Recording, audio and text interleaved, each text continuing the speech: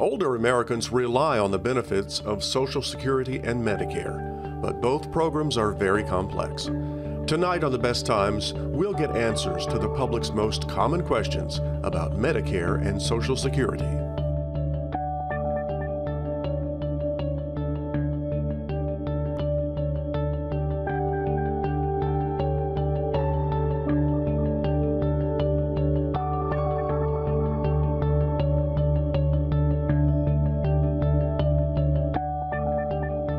Funding for The Best Times is provided by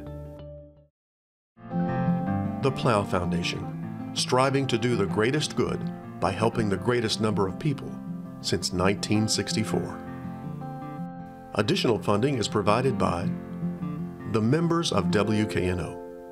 Thank you.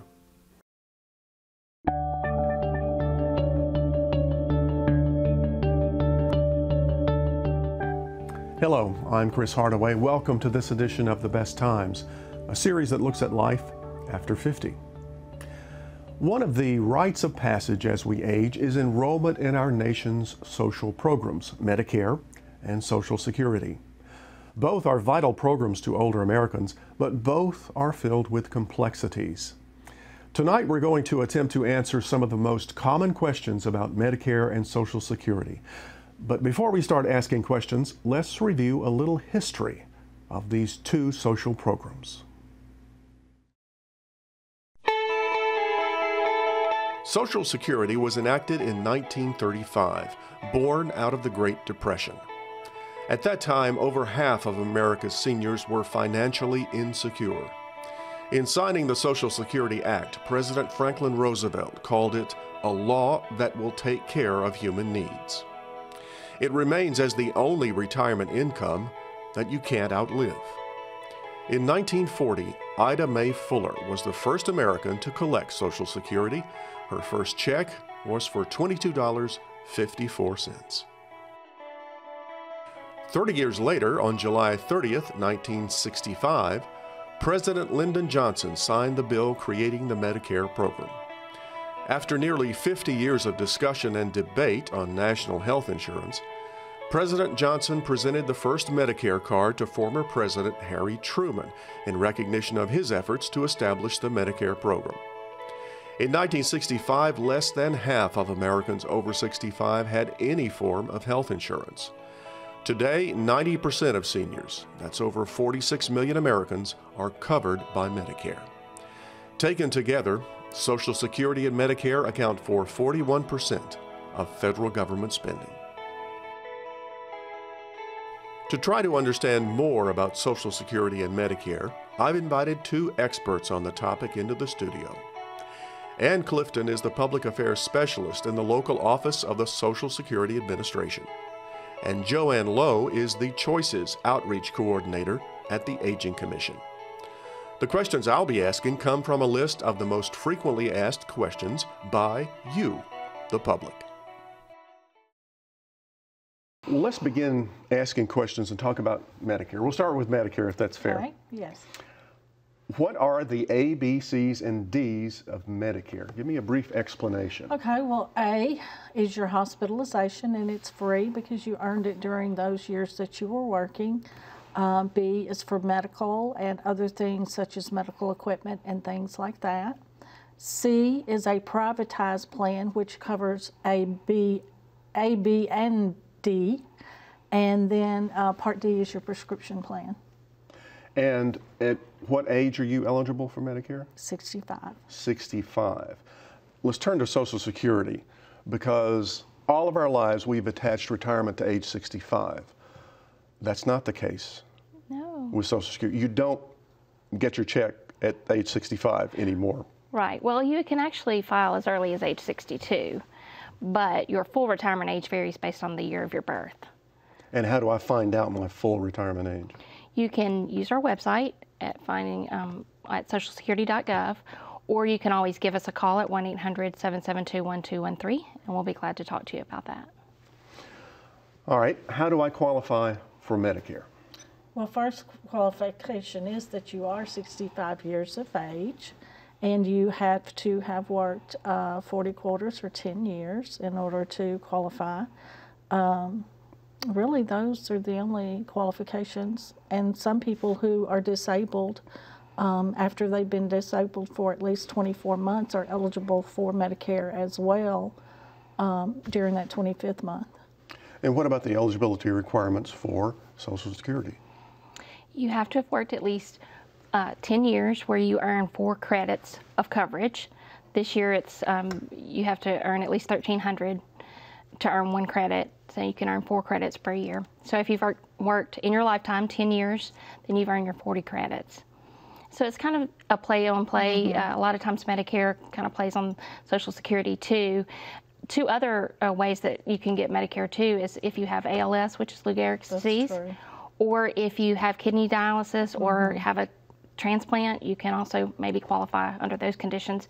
And if you've lived in Libby, Montana for at least 6 months or more, there are certain health conditions that might let you qualify for it as well. I have to ask, why?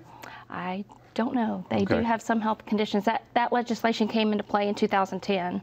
So I don't know what those health conditions are, but I do mention it in case someone might qualify. Okay. Let's go back to the parts of Medicare, because the next question is people ask is, why do I need Part B? So tell me again what Part B is and why do I need it? Because it actually costs money. Part A is free, right? Yes, if you is qualify. correct. Yes. Okay, all right. Why do I need Part B? Well, Part B pays for your medical expenses when you go to the doctor. So it's going to cover 80% of whatever the cost is for the service that you're receiving from your physician. And without it, you have no physician coverage. Okay. Or medical equipment coverage either. I mean, that Part B covers that part as well. So without it, you're not covered for doctor's visits or the physician or the surgeon or the anesthesiologist or anyone else? Yes. Okay. Any doctor. All right. Even when they come to see you in the hospital. Yes. That's considered a doctor's visit. True. Yeah. True. How does one get estimates for future Social Security benefits? There's 2 major ways that you can get estimates. One of those ways is through our retirement estimator at socialsecurity.gov/estimator, where that differs from the estimate that we previously mailed out every year, is that it allows you to do what-if scenarios. So if you're going to file at age 63 or maybe age 64, it gives you that opportunity to change the age that you want to file. Or maybe you become a millionaire at age 60 and see what the difference would be. It allows you to do that. The other is through our My Social Security account. It's a free online account that allows you to access your information. It gives you estimates at age 62, your full retirement age, and age 70. That assumes that you're going to work until age 62, so it doesn't allow you to do those what-if scenarios there. We also still mail out that annual statement to individuals who are age 60 or older, and those individuals can get that statement in the mail unless they have a My Social Security account in which they can access that at any time. At what age would you recommend someone start doing those what-ifs? Well, the what-ifs aren't so much important as checking your earnings record. We recommend that as early as age 25. We want to make sure that your earnings record is correct, and if you wait until it's time to retire, you may have missing earnings, or maybe you have earnings on there that shouldn't be there. We've had people also find identity theft because there were earnings that were posted that shouldn't be on there. So we recommend it as early as age 25, and at any point, if you're age 18 or older, you can set up that My Social Security account and view it any time. Let's talk about the drug plan, because people have questions about, do they have to have a prescription drug plan? Well, they don't have to have, but if they don't get one and then they decide they need one later, they're going to be penalized 1% for every month that they didn't have it, and that's a lifetime penalty. And that penalty is the same with Part B, except it's a 10% penalty for every month that they didn't have it. And that's a lifetime penalty. It's a substantial penalty. Yes, it can be. Now, am I right? Original Medicare, Parts A and B, doesn't cover any drug costs, correct? Correct. Okay. So well, I can't say that. B does, depending on what it is. Some injectable type drugs that might be given in the hospital. Okay, but your typical prescription that you go to the pharmacy for yes, is exactly. not covered. What would be the best strategy? Why would someone need a drug plan? Well, mainly one thing is to not get stuck with that penalty later on in life.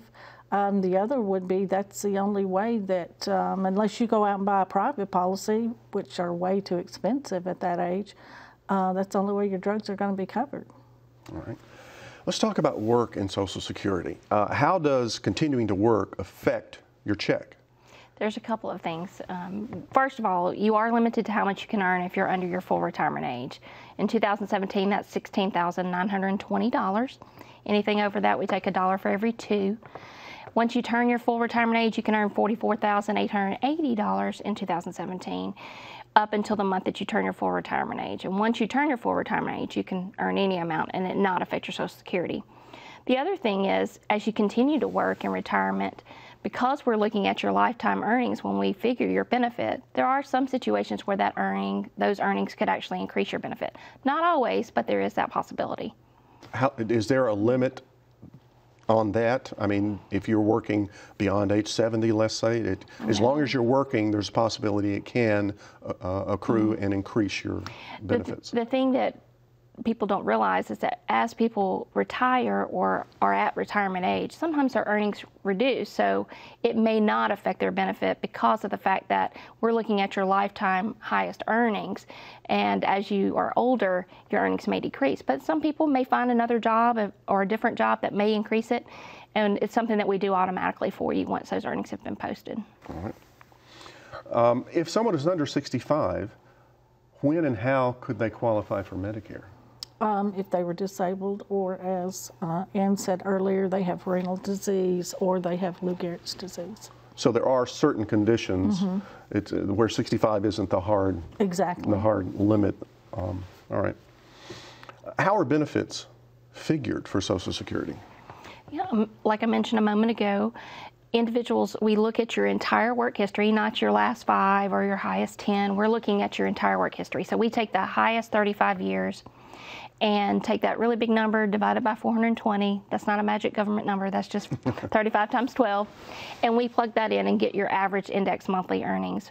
Now that average index monthly earnings is plugged into a formula, and that formula is the same for everyone unless you work for someone that did not pay into Social Security, such as a government agency or a local company that has their own pension plan.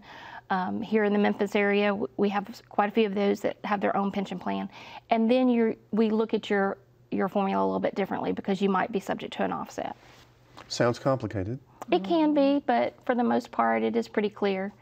Mm-hmm. We have worksheets where you can figure it yourself, or we can certainly do it for you. Let's talk about, the next question is about supplemental or Medigap policies. And first of all, I guess explain what they are, why you would want to purchase one, because again, this is something you have to purchase, and what's the best? Okay, well, let's start off with the best. The best is going to be the lowest price that you can get because they're standardized policies.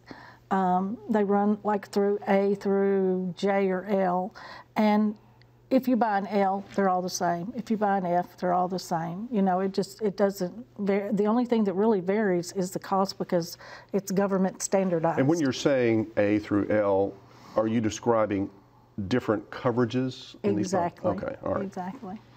And why would you want to have one? Well, because if you don't have one, you're going to end up paying that 20% out of pocket that Medicare does not cover, and that can get quite costly. Our Social Security cards, how do you apply for one to begin with, and what if I need a replacement one? How do you go about doing that? So let's start with the application process. If you're a child that's born in the United States, it's an automatic process. The hospital takes care of that for you.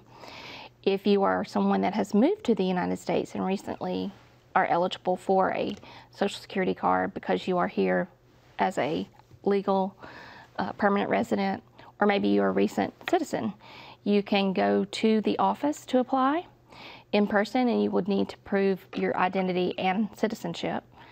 If you are someone getting a replacement, if you live in the state of Mississippi or Kentucky, you can actually get those online. And there's some other states within the U.S. that actually allow you that as well. But you do have to have the My Social Security account, but that is an option. Tennessee's not on board yet, but we will be in the future. And we're continuing to add more states as we go. You can always mail it in an application, but you do have to provide the actual documents. They cannot be photocopied. So a lot of people don't want to mail those in, so they just feel more comfortable by bringing them into the office.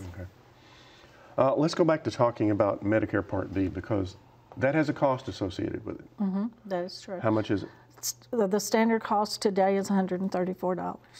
$134, which, if you're on Social Security, will be deducted automatically from your check, correct? Correct. All right. How long will it take to get a Social Security card? Usually it takes about 2 weeks, and that, when I say 2 weeks, 7 to 10 business days.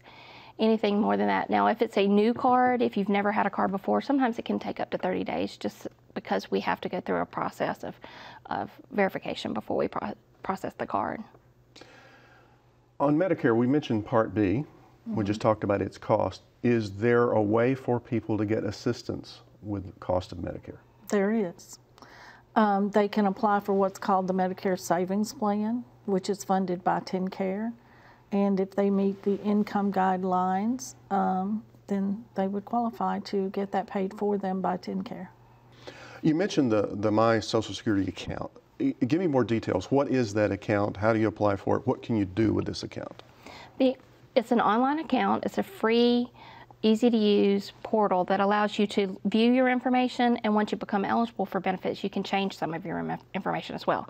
And in order to sign up for it, you go to our website at socialsecurity.gov, choose My Social Security Account. It's going to ask you a series of questions about you and biological information, but because most of us share a little bit more than we probably should, it's going to ask you some out-of-pocket questions that allow us to verify that you are who you are. Once you get through that, then you can set up your username and password. Now, this particular account is something that you can use as early as age 18. You do have to have a valid email address and a U.S. mailing address.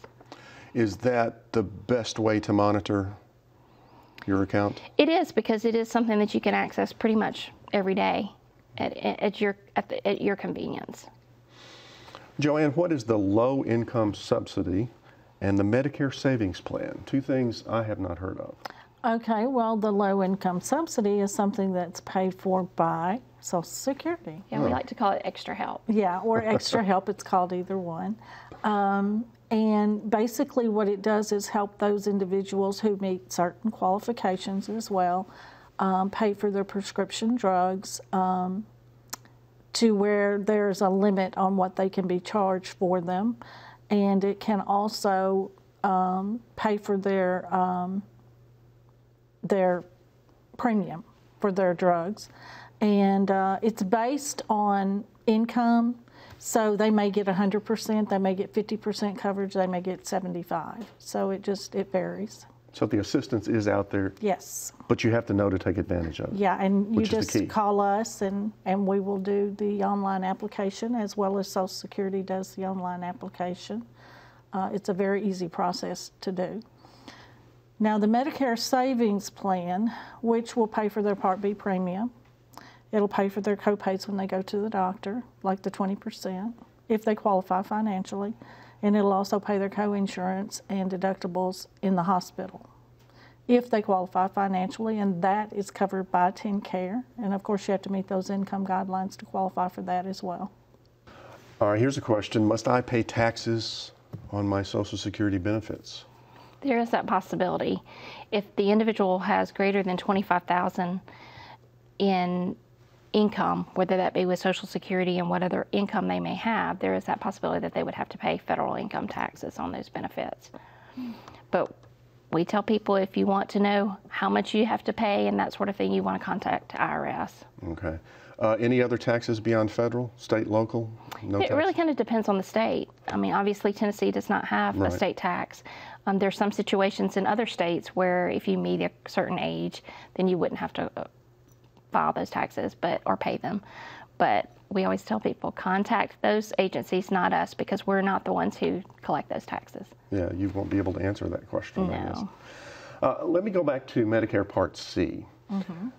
Explain to me what it is again, and the difference from Part A and B, which I think is often referred to as original Medicare. What are the differences?